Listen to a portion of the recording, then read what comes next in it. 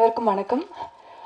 பத்திரிகையாளர் நண்பர்களுக்கும் கேமரா வாயிலாக பொதுமக்களுக்கும் இந்த படத்தை அறிமுகப்படுத்துறதுக்கு நான் ரொம்ப பெருமகிழ்ச்சி அடைகிறேன். அண்ட் என்னோட ஃபோன் கால் அழைப்பை எடுத்து நித்திலன் சார் இங்கே வந்திருக்காரு, ரொம்ப நன்றி. ஏன்னா ஃபுல்லாக டீமாக இருக்கும்போது அவர் மட்டும் தான் தனி கெஸ்ட்டாக உட்காந்துருக்காது, அது எவ்வளோ கஷ்டம்னு எனக்கு தெரியும். ரொம்ப நன்றி சார். இப்போ மின்மினி அப்படின்னாவே நான் சிலுக்கரப்பட்டி முடிச்சுட்டு ஒரே ஒரு ரேடியோ இன்டர்வியூவில் சொன்னேன் மின்மினி பற்றி. அது வந்து சங்கர் சார் வரைக்கும் போய் ரீச் ஆகி சங்கர் சார் தான் வந்து அவர் எதிர்பார்க்குற 5 படங்களில் மின்மினியும் ஒன்றுன்ட்டு ஒரு இன்டர்வியூவில் சொல்லியிருந்தார். ஸோ அதுலேருந்து எல்லாருமே கேட்ச் பண்ணி மின்மினி வந்து அவர் தான் சொல்கிறாரு கேமராவில், இந்த மாதிரி சின்ன வயசு பசங்க சின்ன வயசில் எடுத்துகிட்டு அவங்க வளர்கிறதுக்காக வெயிட் பண்ணி செகண்ட் ஆஃப் எடுக்கிறாங்க, அந்த படத்துக்காக வெயிட் பண்ணுறேன் அப்படின்னு சங்கர் சார் ஒரு இதில் சொல்லியிருந்தார். ஸோ அதுலேருந்து இந்த படத்தோட யூஎஸ்பியாவே அதுவாக இருக்குது. இந்த மாதிரி இந்த சின்ன எடுத்துகிட்டு வெயிட் பண்ணி எடுக்கிறீங்களே அந்த படமா அப்படி கேட்பாங்க. ஆக்சுவலாக உண்மையை சொல்லணும்னா இது எது அந்த மாதிரி ஒரு இந்த இந்திய சினிமாலே நாங்கள் தான் இதான் ஃபஸ்ட்டு பண்ணுறோம், ஃபஸ்ட்டு இதுதான் நாங்கள் அப்படின்ட்டு நாங்கள் ஒரு தம்பட்டம் அடிச்சுக்கிறதுக்காக இது பண்ணலை. இப்படி ஒரு புது முயற்சியாக பண்ணணுன்ட்டு பண்ணலை. இது வந்து இன்னும் சொல்லப்போனால் படம் ஆரம்பிக்கும் போது இப்படியாக நாங்கள் பண்ண போகிறோன்னே எங்களுக்கு தெரியாது. ஃபஸ்ட் ஆஃப் வந்து எடுத்துகிட்டு இதே இந்த பசங்களை மாதிரி இருக்கிற வேற ஒரு எல்டர்லி இருக்கிற ரிசம்பிளன்ஸில் இருக்க ஆக்டர்ஸை வச்சு தான் செகண்ட் ஆஃப் பண்ணணுங்கிற ஒரு இது இருந்துச்சு. ஃபர்ஸ்ட் ஆஃப் எடுத்தோம். நான் போரிசம் பிபியில் நடித்த கௌரவ், பிரவீன், எஸ்தர் நடித்தாங்க. ஃபர்ஸ்ட் ஆஃப் எடிட் இருந்து எனக்கே வந்து நம்ப முடியல, இது வந்து ஒரு கற்பனை தான், இது ஒரு கதை தான் அப்படின்னு என்னாலே அதை ஏற்றுக்க முடியல. ஏன்னா அவ்வளோ நேச்சுரலாக அப்படி நடிச்சிருந்தாங்க நம்ம பசங்க. இவ்வளோ நேச்சுரலான பர்ஃபார்மன்ஸஸை வந்து இவங்க சாயலில் இருக்கிற மற்ற ஆக்டர்ஸும் அப்போ இருந்தாங்க. இவங்க வளர்ந்தா எப்படி இருப்பாங்கங்கிற ஒரு அனுமானத்தில் வேறு ஆக்டர்ஸ் இருந்தாங்க. ஆனால் அவங்கள்ட்ட போகிறதுக்கு எனக்கே என் மனசாட்சிக்கே அது ஒத்து வரல. ஏன்னா இவங்க கொடுத்த ஒரு பெர்ஃபார்மன்ஸ் அவங்களால கொடுக்க முடியுமா, இவங்க எவ்வளோ ட்ரூத்ஃபுல்லாக இருந்தாங்க, அது அவங்களால பண்ண முடியுமாங்கிற கேள்வி தான் என்னை போட்டு பாதர் பண்ணிகிட்டே இருந்துச்சு. அவங்க ஒரு அடலசன்ட் பருவத்தில் இருக்காங்க, சீக்கிரம் வளர்ந்துருவாங்க, ஒரு 4 வருஷம் கண்டிப்பாக வெயிட் பண்ணால் அவங்க வளர்ந்துருவாங்க. ஸோ ஒய் நாட் நம்ம வெயிட் பண்ணி இவங்கள வச்சே பண்ணக்கூடாது. ஏன்னா நான் அசிஸ்டன்ட் டைரக்டராக ஒர்க் பண்ண படம், நான் ஒர்க் பண்ண படம் எல்லாமே பயங்கர டிலேயில் வந்திருக்கு. ஸோ அன்இன்டென்ஷனலாக நிறைய படம் டிலேயில் வரப்போ நம்ம ஏன் இன்டென்ஷனலாக ஒரு படத்தை நம்ம டிலே பண்ணி இவங்கள வச்சே எடுக்கக்கூடாது. அதோட ஒரே ரீசன் வந்து இவங்கள மாதிரி மற்றவங்க பெர்ஃபார்ம் பண்ண மாட்டாங்க அப்படின்னு நான் தீர்க்கமாக நம்பினது தான். ஸோ அது வந்து மனோஜ் சார் கிட்ட சொன்னேன். இப்போ மனோஜ் சார் பற்றி சொல்லணும்னா பூவரசம் பிபி வந்து சூப்பரான படம், இது இன்னும் நல்லா போயிருக்கலாமே அப்படிங்கிற எல்லாரோட அந்த ஆதங்காலை அடங்கிறதுக்குள்ளேயே, அது அடங்கி முடியறதுக்குள்ளேயே நான் இந்த கதைக்கு போய் சொல்லி சார் இது நம்ம பண்ணியே ஆகணும் அப்படின்னு சொல்கிறேன். அப்படிங்கும்போது அதை நம்பி அவர் உள்ளே வந்ததுக்கு மனோஜ் சாருக்கு நான் ரொம்ப ரொம்ப தேங்க்ஃபுல்லாக இருக்கேன். அதுக்கப்புறம் அந்த 7 வருஷம் இந்த காத்திருப்பு இருக்குல்ல, நாங்கள் நினச்சது ஒரு 4-5 வருஷம் வெயிட் பண்ணணும் அப்படின்ட்டு தான். பட் கோவிட் லாக்டவுன்னால இன்னும் அது ஒரு 2 வருஷம் ஆயிடுச்சு. அதுக்கப்புறம் ஓடிடி கிளைமேட் மாறினால அது இன்னும் 1 வருஷம் ஆயிடுச்சு. ஸோ பார்த்தீங்கன்னா ஆல்மோஸ்ட் ஒரு டிகேட் ஆயிடுச்சு இந்த படம். ஸோ இந்த மாதிரி ஒரு டிலேக்கு அப்புறம் எடுக்கிறோம் அப்படிங்கும்போது யாராக இருந்தாலும் நம்மளுக்கு தெரிஞ்ச ஒரு கதை ஒரு ஃப்ரெஷ்ஷாக ஆரம்பிக்கலாமே அப்படின்னு தான் இருப்பாங்க. ஆல்ரெடி இருக்க படத்துக்கு இன்வெஸ்ட் பண்ணுறதுக்கு அது ஒரு பெரிய ரிஸ்க்கு. ஸோ அந்த ரிஸ்க்கை எங்களை நம்பி எடுத்த முரளிகிருஷ்ணன் சாருக்கு ரொம்ப நன்றி. மனோஜ் சார் சொன்ன மாதிரி அவர் ஆல்ரெடி இந்த மாதிரி அவர் லைன் ப்ரொடியூசிங்லாம் ஃபாரினில் பண்ணிட்டு இருந்தனால லடாக்கில் ஷூட் பண்ணுறது ரொம்ப ரொம்ப கஷ்டம். ஏன்னா ஃப்ளைட் டிக்கெட்ஸ்லேருந்து எல்லாமே அங்கே ரொம்ப ரொம்ப எக்ஸ்பென்சிவ். ஸோ அங்கே அதை ஃபெசிலிட்டேட் பண்ணி கொடுத்ததில் அவர் பங்கு நிறையாவே இருக்குது. அப்புறம் இந்த படத்தை அங்கே நான் லடாக்கில் ஷூட் பண்ணுறதுக்கு பார்த்தீங்கன்னா நான் ஒரு 2-3 மாதம் தங்கி இருந்து தான் நான் எல்லா விஷயத்தையும் அங்கே இருக்கிற நிறைய க்ரூ காஸ்டெல்லாம், ஏன்னா அங்கே ஒரு ஃபிலிம் மேக்கிங் கம்யூனிட்டி இருப்பாங்க.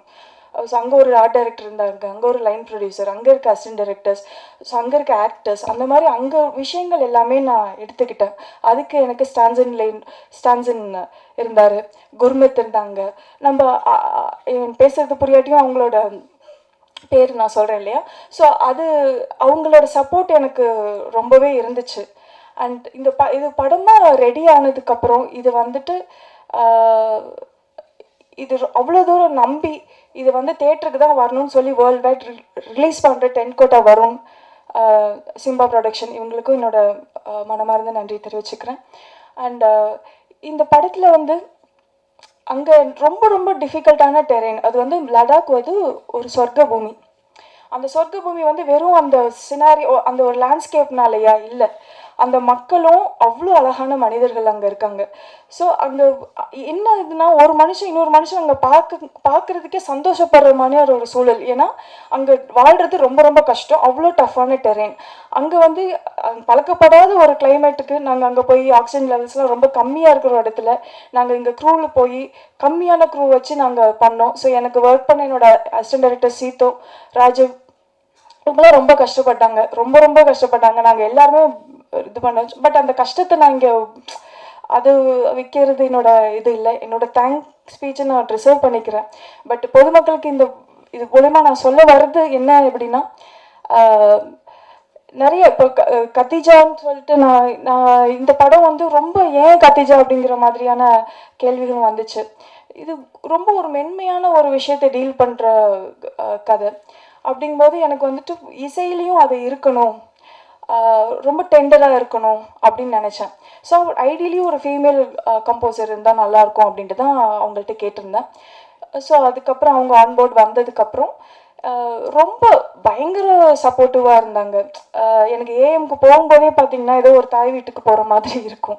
அந்தளவுக்கு அவ்வளோ எனக்கு தெரியாமல் யாருமே அங்கே இருக்க மாட்டாங்க. எல்லாரும் அவ்வளோ வெல்கமிங்காக இருப்பாங்க. அவங்களோட சப்போர்ட் சிஸ்டம்னு இருக்கிறவங்க எல்லாருமே வந்து அவ்வளோ இது பண்ணுவாங்க. அவங்களும் என்னோட டிரெக்டர்னு விட்டு கொடுக்கவே மாட்டாங்க. அவங்க பேசும்போதே தெரிஞ்சிருக்கோம் அவங்க எவ்வளோ சின்சியரான பொண்ணுன்ட்டு. பட் அவங்க ஒர்க் மூலிமா அவங்க எவ்வளோ டேலண்டட் அப்படின்ட்டு எல்லாருக்கும் தெரிய வரும். அண்ட் நம்ம பசங்க அவங்களுக்காக தான் இந்த படம். பிரவீன் அண்ட் கௌரவ் இது எல்லாமே நான் ரிசர்வ் பண்ணிக்கிறேன். ஏன்னா நான் சொன்னது போதும், நான் அவங்கள எடுத்தது போதும், உங்ககிட்ட இருந்து நான் கேட்கணும்னு எதிர்பார்க்குறேன். அவங்க யார் அப்படிங்கிறதெல்லாம் நான் மேற்கொண்டு நான் அடுத்த ஈவெண்ட்டில் சொல்லணும்னு ஆசைப்பட்றேன். அண்ட் இதில் நடித்த ஆக்டர்ஸ்லாம், ஏன்னா சும்மா ஒரு வருஷத்தில் முடிகிற படத்தில் நடித்தாங்களே, எப்போ ரிலீஸுன்னு பண்ணிகிட்டே இருப்பாங்க. ஆனால் என்னை எதுவுமே நச்சரிக்காமல் அத்தனை பேர் வெயிட் பண்ணாங்க. இங்கே திலக் சார் இருக்கார், இங்கே மினி அங்கே இருக்காங்க. ஸோ இதில் நடித்தவங்கெல்லாம் ஃபஸ்ட் ஹாஃபில் நடித்தவங்க அவங்களாம் வந்துட்டு ரொம்ப என்னை போட்டு பாதர் பண்ணாமல் அழகாக இந்த படம் வரும் அப்படின்னு நம்பினது. அண்ட் எஸ்தர் எவ்வளோ அழகாக சொன்னாங்க. இந்த 8 வருஷமாக அந்த கேரக்டரை அவங்க எடுத்துகிட்டு அதை லெட் கோ பண்ணுறப்ப அவங்க சொன்ன ஃபீல்லாம் எனக்கே ரொம்ப இமோஷ்னலாக இருந்துச்சு. ஏன்னா எப்போவுமே ஒரு விஷயம் நடக்கும். எனக்கு எஸ்தர் அப்படின்னு ஒரு பர்சனாக தெரிஞ்சாலும் அந்த கேரக்டராக வரும்போது என் கையை பிடிச்சிட்டு ஒரு கம்யூனிகேஷன் நடக்கும். அது வந்து ரொம்ப அதே மாதிரி தான் கௌரவ் பிரவீனும். நாங்கள் எல்லாமே மின்மினிக்கு அப்புறம் பார்த்தீங்கன்னா, மின்மினி ஃபர்ஸ்ட் ஆஃப் ஷூட் பண்ணிவிட்டு ஆல்மோஸ்ட் நான் அந்த டைம் பீரியட் ஒரு 7 இயர்ஸ்க்கு அப்புறம் தான் திருப்பி ரீகனெக்ட் ஆகிறோம், மனோஜ் சார் உட்பட. ஸோ எல்லாருமே ஒரு சக்தி தானே இது எல்லாத்தையும் திருப்பி கொண்டு வந்திருக்கு. ஏன்னா எல்லாரும் வேறு வேறு திசையில் போயிட்டாங்க. ஒருத்தர் டாக்டர் ஆகிட்டா, அவங்க யூஎஸ் போகிறாங்க. இப்படி எல்லாருக்கும் வேறு வேறு விஷயங்கள் இருக்குது. ஸோ இந்த படத்துக்காக எல்லாருமே திரும்பி சேர்ந்து கூடி இதை பண்ணுறதுங்கிறது பெரிய விஷயம். அது ஏன் அந்த படத்தில் என்ன இருக்குது அப்படிங்கிறது தான் இங்கே விஷயம். ஸோ கண்டிப்பாக எல்லாமே தேட்டரில் போய் இந்த படத்தை பாருங்கள். உங்களோட பத்திரிகையாளர்களாக நீங்கள் இந்த மக்களுக்கு நல்லபடியாக இந்த படத்தை எடுத்து கொண்டு போய் கொடுக்கணுன்னு நான் விரும்பி கேட்குறேன். ரொம்ப நன்றிங்க.